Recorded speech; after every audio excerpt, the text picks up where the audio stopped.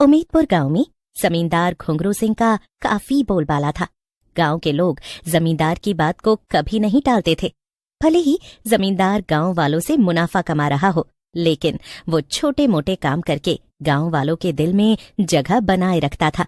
एक रोज जमींदार गांव में अपने आदमी के साथ आता है। अरे जमींदार साहब, आप यहाँ? आपने मुझे ही बुला लिया होता। नहीं नहीं, यहाँ से मैं निकल रहा था तो सोचा तुझे काम बताता जाऊं। कहिए जमींदार साहब, क्या काम है? मेरे खेतों में कल सुबह हल लेकर आ जाना।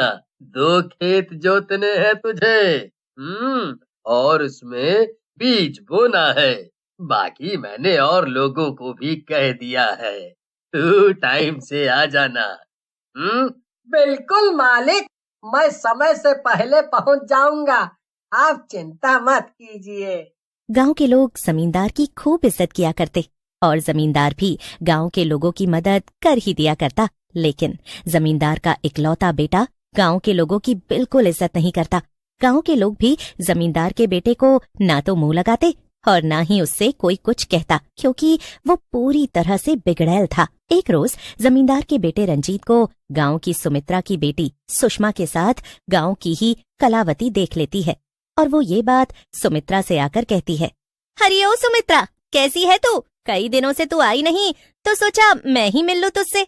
मैं तो अच्छी भली हूँ, घर का थोड़ा काम हो जाता है तो घर से निकलने का मौका नहीं मिलता। तू बता, तू कैसी है और कैसे आना हुआ? मैं बिल्कुल ठीक हूँ। और तेरी बेटी कहाँ है? वो घर का काम धंधा नहीं करती क्या, या बस आजकल इश्क लड़ाने में ही ज्यादा समय दे रही है? अरे कैसी बातें कर रही है कलावती तू? मैं कुछ बोल नहीं रही। इसका मतलब तू मेरी बेटी के बारे में कुछ भी बोलेगी? वो खेत गई है। और ये तू क्या कह रही थी? इश्क विश्क, क्या मतलब है इस सब का? तुझे लगता होगा कि तेरी बेटी खेत गई है, लेकिन अभी अभी मैं खेत से ही लौट रही हूँ। जब मैं घास लेकर आ रही थी तब मैंने तेरी बेटी सुषमा को जमींदार साहब के बिगड़ैल बेटे रंजीत के साथ देखा है। और तुझे पता है, वो हाथ में हाथ डाले बैठे बातें कर रहे थे। नहीं नहीं, ऐसा नहीं हो सकता। कलावती, कह दे कि ये झूठ है। मेरी तुझसे दुश्मनी थोड़े ही है जो मैं तुझे और तेरी जवान बेटी के बारे में ऐसी बातें कहूँ हैं? तू अपनी बेटी पर थोड़ा नजर रखा कर। कलावती ये कहकर जाने लगती है। तभी वहाँ सुषमा आ जाती है और अपनी माँ से कहती है, माँ आप रो क्यों रही है? और कलावती काकी किस पर नजर रखने के लिए कह रही है? कहाँ थी तू? सच सच बता। देख सुषमा, तेरे पिता नहीं है, तू अपने पिता का नाम मिट्टी में मत मिला देना। बेटा सच बता, मुझे कहाँ से आ रही है? अरे बिजली, तू बाहर क्यों खड़ी है? जरा अंदर तो आ और माँ को बता कि हम दोनों कहाँ से आ रहे हैं। काकी, हम तो घर से आ रहे हैं और मैंने इसे अपने घर रोक लिया था। आज माँ ने अच्छा खाना बनाया था तो सोचा कि सुषमा को भी खिला दूं। तुम दोनों सच तो कह रहे हो ना? क्या आपको अपनी बेटी पर विश्वास नहीं है माँ? है तो, लेकिन मैं जो पूछ रही हूँ वो बता। बता तो दिया माँ, मैं बिजली के घर से आ रही हूँ और बिजली भी आपके सामने है। वो भी तो आपसे यही कह रही है ना कि मैं उसके घर पर थी। फिर इतने सवाल क्यों? कलावती वहाँ से मुंह बनाकर चली जाती है और सुमित्रा को अपनी बेटी पर शक होते होते रह जाता है। ऐसे ही समय बीत जाता है और एक रोज गांव की एक और औरत सुमित्रा को उसकी बेटी और जमींदार के बेटे के चक्कर के बारे में बताती है।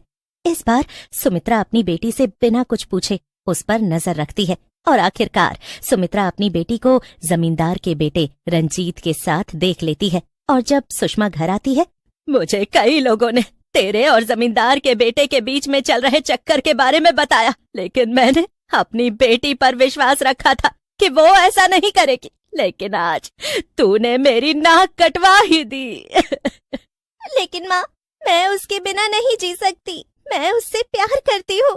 अगर जमींदार जी को ये बात पता लगी ना तो वो हमें गांव से निकाल देंगे। अगर हमें उन्होंने गांव से निकाला तो हम कहाँ जाएंगे?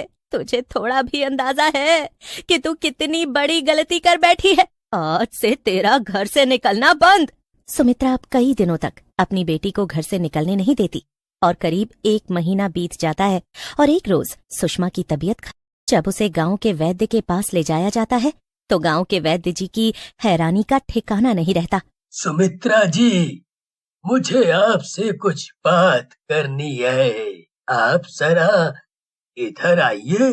वैद्य जी अब सुमित्रा को बताते हैं कि सुषमा माँ बनने वाली है। तो ये सुनते ही सुमित्रा के पैरों तले जमीन खिसक जाती है और वो दहाड़े मारकर रोने लगती है। लेकिन सुमित्रा वैद्य जी के सामने हाथ जोड़कर वैद्य जी से विनती करती है, मुझे नहीं पता था कि मेरी बेटी ऐसा गलत काम करेगी। लेकिन मैं आपके आगे हाथ जोड़ती हूँ, आपके पाँव पड़ती हूँ, ये बात आप किसी से ना कहना। मैं अपनी बेटी को लेकर ये गांव छोड़कर चली जाऊंगी। सुमित्रा अब अपनी बेटी को घर लेकर जाती है और उसे खरी खोटी सुनाती है और खूब रोती भी है। लेकिन जब ये बात सुषमा जमींदार के बेटे से कहती है कि वो उसके बच्चे की माँ बनने वाली है, तो वो सुषमा को अपनाने से इनकार कर देता है। देखो, ये जो कुछ भी हुआ इसके बारे में मुझे कुछ नहीं पता और मैं इस बच्चे का बाप नहीं हूँ। अगर तुमने ज्यादा मेरा नाम उछालने की कोशिश की तो मैं तुम्हारे परिवार की बदनामी करने में कोई कसर नहीं छोड़ूंगा। धीरे धीरे ये बात पूरे गांव में फैल जाती है और सुषमा की बदनामी होने लगती है। जमींदार भी अपने बेटे पर लगे आरोप को सिरे से नकार देता है और हर कोई सुमित्रा की बेटी सुषमा की ही बदनामी कर रहा था। देख लिया ना सुमित्रा, मैंने पहले ही कहा था कि अपनी बेटी पर ध्यान दे, लेकिन तूने मुझे ही गलत बता दिया था उस दिन। कल मैं जमींदार साहब के खेत में काम करने गई थी तो जमींदार साहब कह रहे थे कि सुमित्रा ने ही जानबूझकर अपनी बेटी को कहा होगा कि मेरे बेटे से चक्कर चला ले ताकि कुछ पैसे मिल जाएं। सुन रही है ना गांव वाले क्या कुछ कह रहे हैं? अरे तेरी बेटी को क्या जरूरत थी ऐसे लोगों के साथ रिश्ता रखने की? मुझे भी नहीं पता था कि मेरी बेटी मेरे साथ ऐसा करेगी। मैं तो किसी को मुंह दिखाने लायक नहीं रही। जो कोई भी कुछ भी आकर बोल रहा है मैं बस सुनने लायक ही बची हूँ। मैं तो कहती हूँ मेरी सांसें भी क्यों चल रही है, वो भी रुक जाए।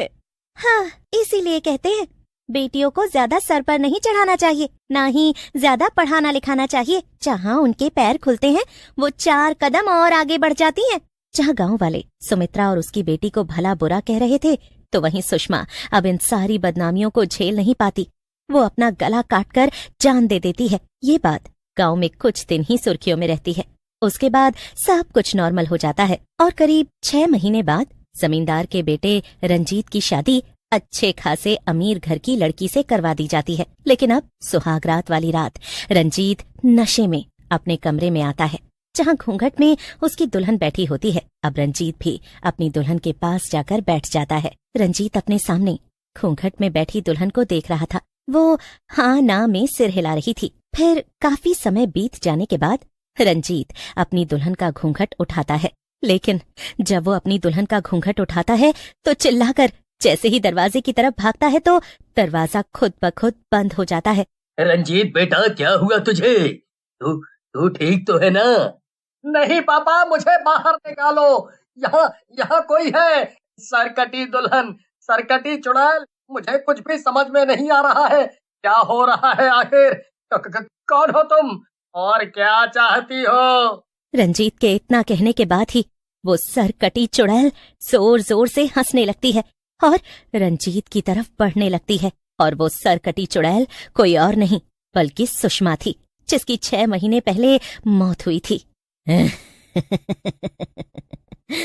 कहीं तुम भूल तो नहीं गए मुझे?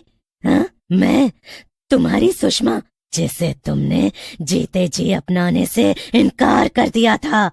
उसकी ऐसी हालत हो गई कि उसके घर वाले, गांव वाले उसे देखकर ताने देते थे, बुरा भला कहते थे उसे। उस वक्त तुम मेरे साथ खड़े होने के बजाय मुझे ये कहने लगे कि ये सब मैंने पैसों के लिए किया है। तुझे अब कोई नहीं बचा सकता, तेरी मौत तो निश्चित है। कुछ देर तड़पने के बाद रंजीत की जान जा चुकी थी और उस वक्त जमींदार और उसके लोग दरवाजा तोड़कर जब कमरे में पहुंचते हैं और रंजीत का शरीर उसके हाथों में है जिसका वो गला दबा चुकी थी, देखते ही देखते वो चुड़ैल वहां से गायब हो जाती है और जमींदार अपना सर पीटता रह जाता है। और ये हादसा सारे गांव में फैल चुका था। हर कोई सरकटी चुड़ैल